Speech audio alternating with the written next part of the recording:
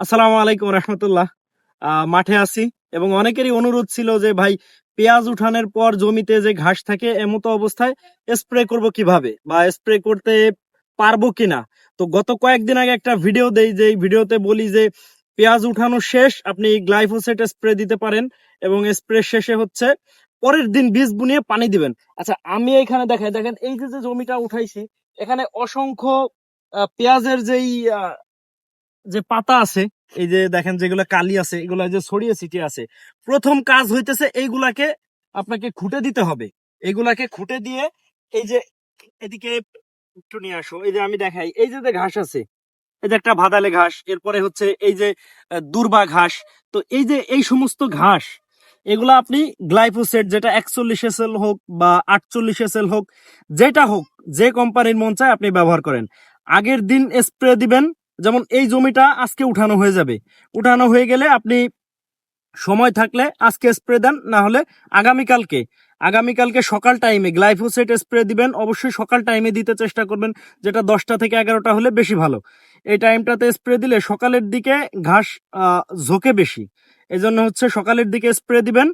এবং এই দিন বাদ দিয়ে একদিন পরে পাটের বীজ বুনাবেন এবং সমস্ত ভুঁইতে সেচ কার্যক্রম করবেন, পানি দিয়ে দিবেন।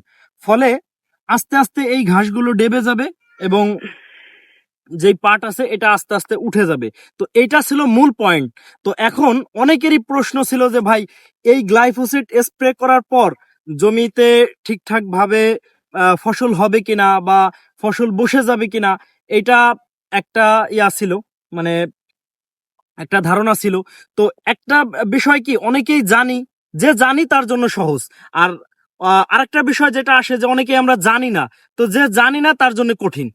তো যারা এটা সম্পর্কে জানে যে পেঁয়াজ উঠানোর পর গ্লাইফোসেট স্প্রে দিলে পরে প্রত্যেকটা আগাছার একেবারে নিচ থেকে পচে যায় এবং ফসল উঠে যায়, পাট।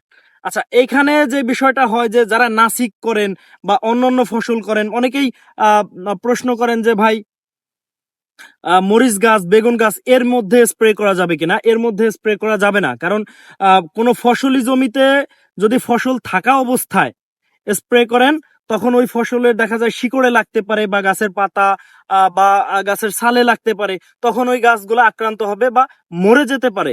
এটা মরে যেতে পারে, এটা 100%ই ধরতে পারেন, কারণ গ্লাইফোসেটের কাজ হচ্ছে পচানো, মানে গাছকে পুরো পচিয়ে ফেলে। এজন্য যেই জমিতে ফসল নেই, এই জমিতে ব্যবহার করতে পারেন। এটা একবারে প্রথম মেসেজ থাকবে যে প্রতি জমিতে স্প্রে দিবেন। এবং আহ, আমি যতদূর আমার এক্সপেরিমেন্ট করা আছে বা আমি যতদূর দূর জানি, আমি এই এতটুকু মেসেজ সবাইকে দিতে চেষ্টা করি।